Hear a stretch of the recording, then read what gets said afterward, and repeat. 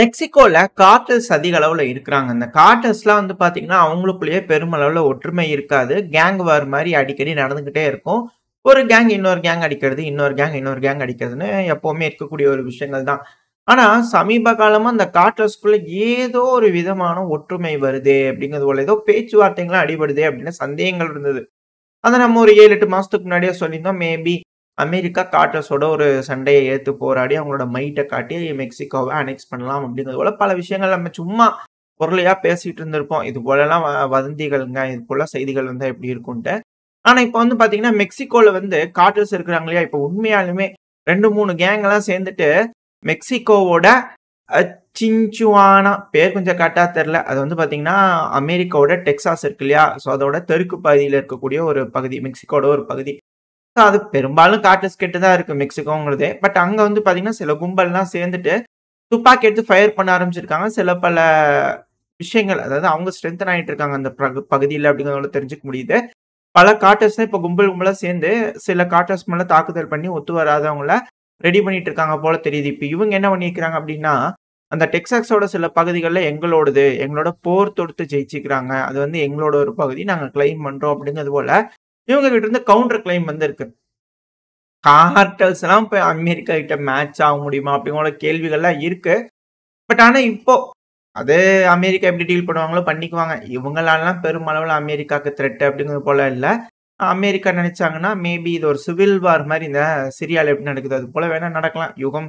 காலங்களுக்கு இழுக்கலாம். ஒரு 5, 6 வருஷத்துக்கு வேணா இழுக்கலாம். ஆனா மெக்சிகோ அனெக்ஸ் பண்ணுவாங்க அப்படிங்கிறதுல மாற்று கருத்து இல்ல. நெனச்சாங்க அப்படின்னா இது போல ஏதோ ஒரு விஷயம் நடந்துச்சுன்னா, பட் ஆனா இவங்க தரப்புல இது போல இருக்கு. ஏன்னா நம்ம உலகத்துல நடக்கக்கூடிய பல கான்ஃப்ளிக்ட்ஸ நம்ம பார்த்துக்கிட்டு இருக்கோம். ஸோ அந்த வரிசையில கார்ட்டல்ஸ் ஒரு புது யுத்தத்த ஆரம்பிக்க போறாங்களா மெக்சிகோல அப்படிங்கிற போல கேள்விகள் இருக்கு. இது இங்க நடக்குது.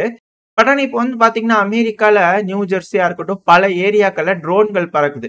இனிஷியலா இதெல்லாம் என்ன செஞ்சாங்கன்னா, இது பாருங்க ஏலியன்ஸ் அப்படிங்கிற போல எல்லாம் பார்த்துருந்தாங்க. எல்லாம் செஞ்சுட்டு இருந்தாங்க.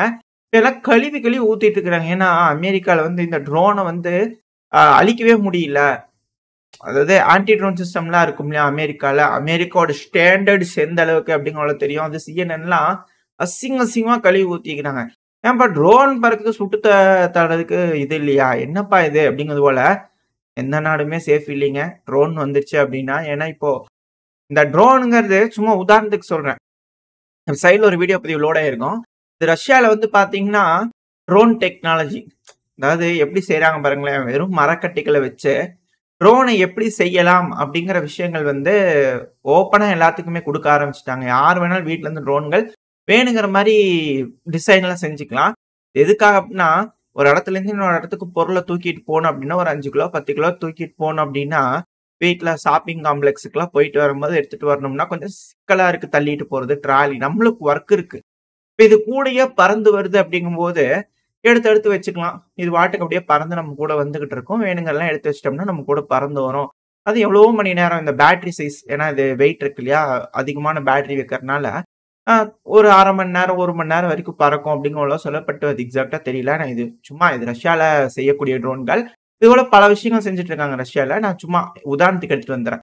அதாவது இது போல ட்ரோன்கள்லாம் வகை வகையா யார் வேணாலும் செய்யலாம் அப்படிங்கிறது போல வந்துருச்சு. அதுவும் இப்பலாம் வந்து பார்த்தீங்கன்னா, மிலிட்டரி ட்ரோன்ஸ் இவ்ளோ நாளா நம்ம ரஷ்யா, உக்ரைன்ல பார்த்தோம்னா ட்ரோனே கிடையாதுங்க. இப்போ வர்றது தான் இருக்கலாம் மிலிட்டரி ட்ரோன்ஸ்லாம் அடுத்தடுத்த கட்ட தொழில்நுட்பத்துக்கு போக ஆரம்பிச்சுருச்சு. இந்த ட்ரோன்கள்லாம் சுட்டு வீழ்த்த முடியறதில்ல. ஆட்டோமேட்டிக்கா வந்து பார்த்தீங்கன்னா, ஃபிளிப் ஆகுது. ஏஐ தொழில்நுட்பம் இருக்கிறதுனால, ஒரு ஆப்ஜெக்ட் இது பக்கத்துல வருது. அதாவது ட்ரோன் ராமிங்லாம் நம்ம சொல்லியிருந்தோம் இல்லையா? ஸோ ஒரு ஆப்ஜெக்ட் பக்கத்துல வந்து அப்படியே பல்டி அடிக்கிறது, எஸ்கேப் ஆகுது. இது போல பல விஷயங்கள் செய்யறதுனால, இந்த ட்ரோன்லாம் சுட்டு வீழ்த்தவே முடியாதாம். அதுவும் நார்மலா ஒரு தடவ வந்து சுட்டு வீழ்த்தினீங்கனாலே இந்த ட்ரோன்கள்லாம் வெடிக்கும் அப்படிங்கிறது போலலாம் இல்ல. அதுவும் ரிக்கானிசான் ட்ரோன்கள்லாம் வீழ்த்துறது ரொம்ப ரொம்ப சிரமமா இருக்கு அப்படிங்கிறத ரஷ்யாக்குள்ளயும் சரி, உக்ரைன்குள்ளயும் சரி நம்ம பெருமளவுல பார்த்துக்கிட்டு இருக்கோம். மிலிட்டரி கிரேட் ட்ரோன்ஸ்ங்கிறது நம்ம எதிர்பார்க்க முடியாத அளவுக்கு அடுத்தடுத்த கட்ட வளர்ச்சி அடைய ஆரம்பிச்சிருச்சு அப்படிங்கிற மாற்று கருத்து இல்ல. அந்த ஒரு காரணத்தினால யாரோ டெஸ்ட் பண்ணியிருப்பாங்க. ஒருவேளை சீனாவா இருக்குமா? இல்ல ரஷ்யாவா இருக்குமா? இல்ல யாருங்க இது கார்ட்டல்ஸா? அவங்க பார்த்த வேலையா? அப்படிங்கிறது தெரியல. பட் ஆனா இது போல ட்ரோன்கள் பறந்துகிட்டு இருக்கு. ட்ரோன்கள இப்போ வரைக்கும் அமெரிக்கானால சுட்டு வீழ்த்த முடியல அப்படிங்கிறது தான் எதார்த்தமான உண்மை. டார்கெட் ட்ரோன்கள்லாம் பூந்துச்சுன்னா என்னதான் நடக்குமோ தெரியல. ஈரான் வேற எல்லாத்துக்கும் ஆயுத ஏற்றுமதி பண்றதுக்கு ரெடியா இருக்கிறதா சொல்லிக்கிறாங்க. அரபு உலக நாடுக்கு தான் என்ன செய்வாம் இல்லையா? அவங்களுக்கு ஒண்ணும் பிரச்சனை இல்ல. ஆயுதங்கள் யார் கேட்டாலும் விக்கலாம் இல்லையா? அடுத்தது பெருமளவுல ஈரான், எஜிப்ட் இவங்க லைன் அப்ல நிக்கிறாங்க. ஈராக், சிரியா வந்துருச்சு. அடுத்தது ஈராக் தான் பெருமளவுல ஈராக்க கட்டுப்பாட்டுக்குள்ள அமெரிக்கா வச்சிருக்காங்க. என்ன இருந்தாலும் அங்க இருக்கக்கூடிய அரசாங்கம் அமெரிக்கா சத்து வெளிய போங்க அப்படிங்கிற கேட்டுக்கிட்டு இருக்காங்க. இப்ப சிரியால வந்து பாத்தீங்கன்னா, குர்தின மக்களுக்கும் அங்க இருக்கக்கூடிய ஹெச்டிஎஸ் இவங்கலாம் இருப்பாங்க இல்லையா? ஸோ அவங்கலாம் இணைஞ்சு செயல்படுறதுக்கான செயல்முறைகள்லாம் வர ஆரம்பிச்சுருச்சு. ஸோ அடுத்தது ஈராக்கா அந்த லிஸ்ட்ல அப்படிங்கிற கேள்விகள்லாம் பலதும் இருக்கு. ஏன்னா அது முடிஞ்சிருச்சு அப்படின்னா டோர் ஓப்பன் ஆகும். ஈரானுக்கு தொடர்ந்து பிரச்சனைகள் குடுக்கலாம். இப்ப வந்து பாத்தீங்கன்னா, உய்குர் முஸ்லிம்ஸ் நம்ம யாருக்கெல்லாம் பிரச்சனை இருக்கலாம். துருக்கியோட டாமினன்ஸ் இந்த பிராந்தியத்துல வந்துருச்சு அப்படிங்கும்போது, சிரியாலலாம் அவங்களோட ஆளுமை இருக்குன்றபோது, யாருக்கெல்லாம் பிரச்சனை வரும் அப்படிங்கிற ஒரு வீடியோ பதிவு போட்டிருப்போம். இப்ப பாருங்க அது போட்டு 2, 3 நாள் கூட ஆகல. உய்குர் முஸ்லிம்ஸ் சீனாவ த்ரெட்டன் பண்ண ஆரம்பிச்சுட்டாங்க. இன்னும் சில நாட்கள்ல இந்தியாவ த்ரெட்டன் பண்றதுக்கு வேற ஏதாவது ஒரு அமைப்பு வீடியோ பதிவுகள் போட்டாலும் ஆச்சரியப்படுறதுக்கு இல்ல. இது எல்லாமே இருக்கக்கூடிய விஷயங்கள் தான். அடுத்தது நம்ம தான் அப்படிங்கலாம் மாற்று கருத்து இல்ல. ஸோ இது போல ஏகப்பட்ட சிக்கல்கள் இருக்கிறதுனால, இப்ப சீனாக்கு வேற வழியே இல்ல. நம்மள நண்பனா ஏத்துக்கிட்டு தான் ஆகணும். அது ஆல்ரெடி இருக்கக்கூடிய ஒரு விஷயம் தான். இப்ப பங்களாதேஷ் பிரச்சனையில கூட வந்து பாத்தீங்கன்னா, நம்மளும் சீனாவும் இணைஞ்சு செயல்பட்டுக்கிட்டு இருக்கோம் அப்படிங்கிறது போல செய்திகள்லாம் வந்துகிட்டு இருக்கு. பார்ப்போம் எந்த அளவுக்கு நம்ம 2 பேரும் இணைஞ்சு செயல்பட போறோம். ஏன்னா ஒரு மிகப்பெரிய த்ரெட்டா மாறிடுச்சு. ஸோ அந்த ஒரு காரணத்தினால. அதுல ரீசென்ட்டா வந்து பாத்தீங்கன்னா, நான் ஒரு இது பார்த்திருந்தேன். வீடியோ பார்த்திருந்தேன். ரூட்யூபா இல்ல சீனாவோடதான்னு தெரியல. ஆக்சுவலா ஒரு இதுல வந்து பேசிட்டு இருந்தாங்க. என்ன சொன்னாங்க அப்படின்னா, ஆக்சுவலி இப்ப வந்து பாத்தீங்கன்னா, எல்லாரும் போர்ன்னு சொல்லிட்டு இருக்கீங்களா? இதெல்லாம் நார்மலா போரே கிடையாது. இதெல்லாம் விடுதலைக்காக போராடிட்டு இருக்காங்க.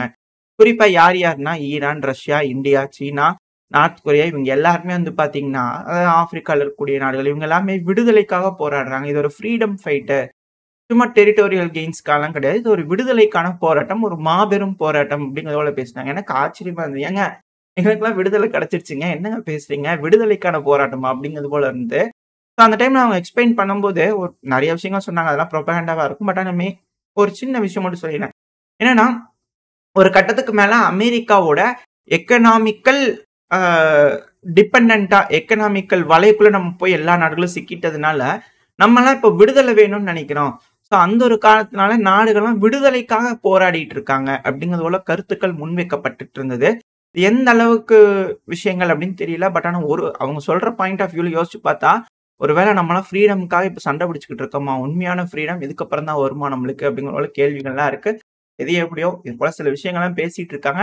தெரிஞ்சுக்கிட்டேன். அத உங்ககிட்ட டெலிவரி பண்ணியிருக்கிறேன். உங்களோட கருத்துக்கள் என்ன இத பத்தி அப்படிங்கிறது போல கமெண்ட் செக்ஷன்ல மறக்காம சொல்லுங்க. அது இதோட கருத்தின் அடிப்படையில சீனா வேற வழியே இல்ல. அவங்களும் விடுதலைக்காக போராடுறாங்க அப்படிங்கும்போது, நம்மளும் விடுதலைக்காக போராடுறோம் அப்படிங்கும்போது, கண்டிப்பா இணைஞ்சு செயல்பட்டு தான் ஆகணும். என்னதான் இருந்தாலும் சிக்கல்கள், பிரச்சனைகள் இருக்கும். அது அப்புறமா விடுதலை போராட்டம்லாம் முடிஞ்சதுக்கு அப்புறம் பார்த்துக்கலாம்னு சொல்லி தான் பார்டர்ல வந்து பார்த்தீங்கன்னா, கிளாஸ்ல டிஸ்என்கேஜ் ஆயிருக்காங்களா? அப்படின்ற போல கேள்விகளும், யூகங்களும் வர ஆரம்பிச்சிருக்கு. என்ன இருந்தாலும், இப்ப துருக்கியோட அதிபரான எர்டகன் அவர்கள், இந்த சிரியால பிடிக்கப்பட்ட பகுதிகள்லாம் வந்து பார்த்தீங்கன்னா, குறிப்பா அலப்போ, டமாஸ்கஸ் இதெல்லாம் நம்மளோட இணைச்சுக்கலாம் அப்படிங்கிறது போல அவர் சொல்லியிருக்கிறாரு. இது மிக பெரும் பேசுபொருளா மாறி இருக்கு. 2வது துருக்கியோட எம்பசி 15 வருஷம் கழிச்சு வந்து பார்த்தீங்கன்னா, துருக்கியோட ஃபிளாக சிரியால வந்து ஏத்தி இருக்கிறாங்க. ஏகப்பட்ட மாற்றங்கள் அப்படி இப்படிங்கும்போது ஜியோ பாலிடிக்ஸ்ல என்னென்னமோ மூவ்ஸ் நடந்துகிட்டு இருக்கு. என்ன நடக்குதுன்னே புரிஞ்சுக்கவே முடிய மாட்டேங்குது. அமெரிக்கால ஆரம்பிச்சு கீழ ஆஸ்திரேலியா வரைக்கும், நியூசிலாந்து வரைக்கும் எல்லா பக்கத்துலயும் காரசாரமான விவாதங்கள், அடுத்தடுத்த கட்ட நடவடிக்கை. தூங்கி எந்திரிக்கிறதுக்குள்ள உலகமே தலைகீழா திரும்புன மாரியான மாற்றங்கள் நடந்துகிட்டு இருக்கு. இந்த ஜியோ பாலிடிக்ஸ் அனலைஸ் பண்றவங்களுக்கு. வேகமா நடக்குது. என்னதான்டா நடக்குது இதெல்லாம் அப்படிங்கிறது போல தெரியல. பட் ஆனா எல்லாம் ஒரு பிளான்ல இருக்காங்க. அந்த பிளான்ல எல்லாரும் நகர்ந்துகிட்டு இருக்காங்க அப்படிங்கிறது போல மாற்று கருத்து இல்ல.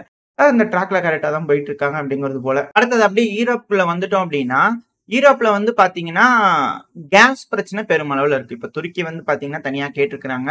எங்க அமெரிக்கா இந்த கேஸ் இருக்குல்ல, Gazpromக்கு கொஞ்சம் டிரான்சாக்ஷன் பண்றதுக்கு அலோவ் பண்ணுங்க அப்படிங்கிற ரெக்வெஸ்ட் வச்சிருக்காங்க. 2வது இப்போ பெருமளவுல பாதிப்படைகிறது ஆஸ்ட்ரியா, ஹங்கேரி இது போல மத்திய ஈரோப்ல இருக்கக்கூடிய நாடுகளா பாதிப்படைகிறாங்க. இப்ப இவங்கலாம் வந்து பார்த்தீங்கன்னா, அதுவும் ஆ ஹங்கேரி வந்து பார்த்தீங்கன்னா, ஹங்கேரியோட ஃபாரின் மினிஸ்டர் சைடுல ஒரு வீடியோ பதிவு லோட் ஆயிருக்கும். இவரு தரப்பு ஸ்டேட்மெண்ட்ஸ் வர ஆரம்பிச்சிருக்கு. நாங்க ஆல்டர்னேட் வந்து கண்டுபிடிச்சிட்டோங்க. பல்கேரியாவிலேயே வந்து பார்த்தீங்கன்னா, ரஷ்யாவோட கேஸ் வந்து வாங்குறதுக்கு நாங்க ஆல்டர்னேட் பேமெண்ட் சிஸ்டம் வந்து பார்த்தீங்கன்னா, ரெடி பண்ணிட்டோம். நாங்க பல்கேரியா கிட்ட பே பண்ணிறோம். பல்கேரியா வந்து பார்த்தீங்கன்னா, பண்ணி ரஷ்யா கிட்ட குடுத்துருவாங்க. ஸோ அதனால பிரச்சனை இல்ல அப்படிங்கிற போல சொல்றாங்க. இது எப்படிங்க இது பிரிக்ஸ் மாரி ஏதோ ஒரு உள்ள வருதே. யூரோப்குள்ள பிரிக்ஸ் ஊடுருவிடுச்சா? அப்படிங்கிற போல கேள்விகள்லாம் வர ஆரம்பிச்சிருக்கு. ஏன்னா பார்ட்னர் கண்ட்ரீஸ்ல வந்து பார்த்தீங்கன்னா, துருக்கி இருக்கு. ஒரு வேளை லோக்கல் கரன்சிஸ்ல இவங்கலாம் ட்ரேட் பண்ணிக்குவாங்களா? அது மிக பெரும் பிரச்சனையா போயிருமே யூரோப்பியன் யூனியனுக்கு அப்படிங்கிறது போல இருக்கு. பட் ஆனா இது போல மாற்றத்த உருவாக்கிட்டோம் அப்படிங்கிறது போல அங்கேயே தரப்புன்னு சொல்லிக்கிறாங்க. ஸோ இப்போதைக்கு பிரச்சனை இல்லை இவங்களுக்குலாம் அப்படிங்கிற போல புரிஞ்சுக்க முடியுது. அடுத்து வந்து பார்த்தீங்கன்னா, உக்ரைன்குள்ள வந்துரலாம். உக்ரைன்ல களம் மிகவும் சூடு பிடிக்க ஆரம்பிச்சிருக்கு. அதுவும் கர்ஸ்க் பகுதிலாம். கர்ஸ்க்ல வந்து பாத்தீங்கன்னா, ஒரு திடீர்னு ஒரு வீடியோ வந்து பாத்தீங்கன்னா, வைரல் ஆக ஆரம்பிச்சிருக்கு. பாருங்க நார்த் கொரியன்ஸ் எப்படி வராங்க பாருங்க அப்படிங்கிறது போல. நேத்திக்குள்ள ஒரு கிளைம்ல அ ரொம்ப வேகமாங்க ஒரு நாள் கூட இல்ல 300 உக்ரைனோட வீரர்கள் ஒரு பகுதியில முழுவதும் எலிமினேட் பண்ணிட்டு பிரிசனர் ஆஃப் வார அக்செப்ட் பண்ணிக்கலைங்க. முழுவதும் எலிமினேட் பண்ணிட்டு டவுன ஒரே நாள்ல கைப்பற்றிட்டாங்க அப்படிங்கிறது போல அவங்க வீரத்த மெச்சு பேசி சும்மா டெலகிராம் சேனல்ல வந்துட்டு இருந்தது. நான் கூட புரோபகண்டான்னு நெனச்சேன். ஆனா இப்ப இந்த வீடியோவ போட்டு பாத்தீங்களா எப்படி வராங்கன்னு. அதுக்கு கீழயே வந்து பாத்தீங்கன்னா கமெண்ட்ஸ்லாம் அதெல்லாம் நார்த் கொரியன்ஸ் மாரி தெரியல. ஏதோ கருப்பா உருவங்கள் மட்டும் தெரியுது. அ என்னப்பா இப்படியா? அப்படிங்கிறது போல இருக்கு. அதாவது அவங்க என்ன சொல்ல வராங்கன்னா, பய பேதியில இருக்கிறாங்க போல இருக்குதே நார்த் கொரியன் ட்ரூப்ஸ பார்த்து உக்ரைனியன்ஸ் அப்படிங்கிறது போல ஸ்டைல்ல இருக்கு. பட் ஆனா நார்த் கொரியன்ஸ் வந்துட்டாங்க, நார்த் கொரியன்ஸ் வந்துட்டாங்கன்னு உக்ரைனியன் தரப்புல இருந்து மிக பெரும் அளவுல கதறல்கள் இருக்கு. ஜெலன்ஸ்கி அவர்கள் வந்துட்டாங்க. ஆதாரம் கேட்டீங்களே கிடைச்சிருச்சு. பாருங்க நார்த் கொரியன் ட்ரூப்ஸ் வெறும் பெரும் அளவுல வந்துட்டாங்க. கர்ஸ்க் ஓப்லாஸ்ட் எங்கள சண்டை பிடிச்சிட்டு இருக்காங்க. பார்ட்னர்ஸ் உதவுங்க. கண்டிக்க மாட்டீங்களா? அப்படிங்கிற பல விஷயங்கள். இதுக்கு பெருமளவுல அழுத்தங்கள் குடுக்கணும்னு சவுத் கொரியால வந்து பார்த்தீங்கன்னா, சவுத் கொரியாவோட அதிபர் மார்ஷல் லா கொண்டு வரலாம் அப்படிங்கிறது போல திட்டங்கள்லாம் போட்டிருந்தாங்க. இது அந்த டைம்ல கூட நீங்க கேட்டிருந்தீங்கன்னு நெனைக்கிறேன் கமெண்ட் செக்ஷன்ல. இத பத்தி பேசுங்கன்னு. ஆக்சுவலா சவுத் கொரியால வந்து பார்த்தீங்கன்னா, பெருமளவுல ஆயுத உதவிகள் வந்து உக்ரைனுக்கு செய்யணும். ஆனா எதிர்க்கட்சிகள்லாம் வந்து பார்த்தீங்கன்னா, பெருமளவுல அலோவ் பண்ண மாட்டாங்க. ஆளுங்கட்சிக்கே சப்போர்ட் இருக்காது. ஏன்னா மக்கள் வந்து அது பெருமளவுல விரும்ப மாட்டாங்க சவுத் கொரியால இருக்கிறவங்கலாம். ஏன்னா எஜுகேட்டட் ஃபெலோஸ் 2வது பாலிடிக்ஸ்ல வந்து பார்த்தீங்கன்னா, பெருமளவுல இன்ட்ரெஸ்ட் இருக்கக்கூடிய நபர்கள். எல்லாருக்குமே ஆண்கள், பெண்கள் ஒரு வயசுக்கு மேல இருக்கிறவங்கலாம் காலேஜுக்கு போறவங்க வந்து பெருமளவுல பாலிடிக்ஸ்ல இன்ட்ரெஸ்ட் இருக்கக்கூடிய ஆளுங்க. ஸோ அவங்க கிட்டலாம் நீங்க வந்து பெருமளவுலாம் செய்ய முடியாது. ஸோ அந்த ஒரு காரணத்தினால அ சவுத் கொரியானால பெருமளவுல உக்ரைனுக்கு ஆயுத உதவிகள் செய்ய முடியாது. இதே மார்ஷல் லா கொண்டு வந்திருந்தாங்கன்னு வச்சுக்கோங்களேன், அவங்க வைக்கிறது தான் சட்டம். அத மட்டும் அமல்படுத்தியிருந்தாங்க அப்படின்னா, உக்ரைனுக்கு பெருமளவுல ஆயுத உதவிகள்லாம் செஞ்சிடலாம். ஏன்னா ட்ரம்ப் அவர்கள் வந்து விலகி நிற்கிறார் அப்படின்னா, உக்ரைனுக்கு உதவக்கூடிய நாட்களோட லிஸ்ட்ட வந்து பார்த்தீங்கன்னா அதிகரிக்கணும். இப்ப சவுத் கொரியா அதுல சேர்ந்திருந்ததுன்னா, ஆர்ட்டிலரிக்குலாம் பெருமளவுல குடுக்கறதுக்கு ஹெல்ப் பண்ணியிருக்கலாம். அதெல்லாம் இல்லாதனால கொஞ்சம் சிக்கலா இருக்கு. ஸோ என்ன பண்ண போறாங்க அப்படிங்கிறதெல்லாம் பொறுத்து இருந்து பார்ப்போம். இதெல்லாம் அங்க இருக்கிறது. இப்ப அந்த சவுத் கொரியாவோட அதிபர் இருந்தார் இல்லையா? அவர் மேல இம்பீச்மென்ட் கொண்டு வந்துட்டாங்க. பார்லிமென்ட்ல ஓட்டு போடும்போது அதிக அளவுல ஓட்டு கிடைச்சுச்சு. ஸோ இப்ப வந்து பார்த்தீங்கன்னா, கோர்ட்ல அவர கூட்டிட்டு போயி என்னப்பா தப்பு பண்ணியா? இல்லையா? அதிகார துஷ்பிரயோகம் பண்ணியான்னு விசாரிப்பாங்க. ஸோ என்ன மாரியான ரிசல்ட்ஸ் வருதுன்னு பார்ப்போம். பட் இப்போதைக்கு சவுத் கொரியாவ எதுவும் செய்ய முடியல. அடுத்தது வேற ஏதாவது நாடுகள ரெடி பண்ணி உக்ரைனுக்கு ஆதரவு குடுக்க வைக்கிறதுக்கு அழுத்தங்கள் பெருமளவுல இருக்கும் அப்படின்னும் சொல்றாங்க. இப்ப சீனா நம்மளோட இணைஞ்சு செயல்படுறதுனால நம்மளும் ஆப்ஷன்ல இருந்து தூக்கிருவாங்களா அப்படிங்கிறது போல இருக்கு. ஏன்னா, வேற வழி இல்லாம நம்மளையும் கொண்டு போய் புடிச்சு தள்ளி விடுற மாரி இருக்கு. ஒரு கட்டத்துக்கு மேல ஓவரா அழுத்தம் குடுத்தாங்க. நான் சொல்றது பங்களாதேஷ் சொல்றேன். ஒரு கட்டத்துக்கு மேல அதிகமான அழுத்தங்கள் மேற்குலக தரப்புல இருந்து குடுக்குறாங்க அப்படிங்கிற பட்சத்துல, கண்டிப்பா இங்க இருக்கக்கூடிய நாடுகள்லாம் ஒருங்கிணைய ஆரம்பிச்சுருவாங்களா? எப்படி நார்த் கொரியா, ரஷ்யா, ஈரான், சீனா இவங்கலாம் ஒருங்கிணைறாங்களோ, ஸோ அதுபோல நம்மளும் பெருமளவுல இந்த நாடுகளோட ஒருங்கிணைய ஆரம்பிச்சிட்டோம்னா, அது மிக பெரும் பிரச்சனைய கொண்டு போய் யூரோப்பியன் யூனியன் விட்டுரும். மேற்கு உலக நாடுகள் முழுவதும் கொண்டு போய் விட்டுரும். ஸோ அந்த ஒரு காரணத்தினால இதுக்கு மேல கொஞ்சம் வாழ ஆட்டமும் சுருட்டி வச்சுக்குவாங்க அப்படின்னு சந்தேகங்கள் இருக்கு. உங்களோட கருத்துக்கள் என்ன அப்படிங்கிறத கமெண்ட் செக்ஷன்ல சொல்லுங்க. இதோட இந்த பதிவு நான் முடிச்சுக்கலாம். இந்த பதிவு எப்படி இருந்துச்சு உங்களுக்கு பிடிச்சிருக்கா? பிடிச்சா லைக் மட்டும் உங்க ஃப்ரெண்ட்ஸ் அண்ட் ஃபேமிலியோட ஷேர் பண்ணிக்கோங்க. அது கூடவே மறக்காம இந்த பதிவு பத்தின உங்களோட கருத்துக்கள கமெண்ட் செக்ஷன்ல சொல்லுங்க. இந்த பதிவு நல்லா இருக்கும்ன்ற நம்பிக்கையில அடுத்த பதிவுல உங்கள சந்திக்கிறேன். அது வரைக்கும் ஸ்டே சேஃப். பை.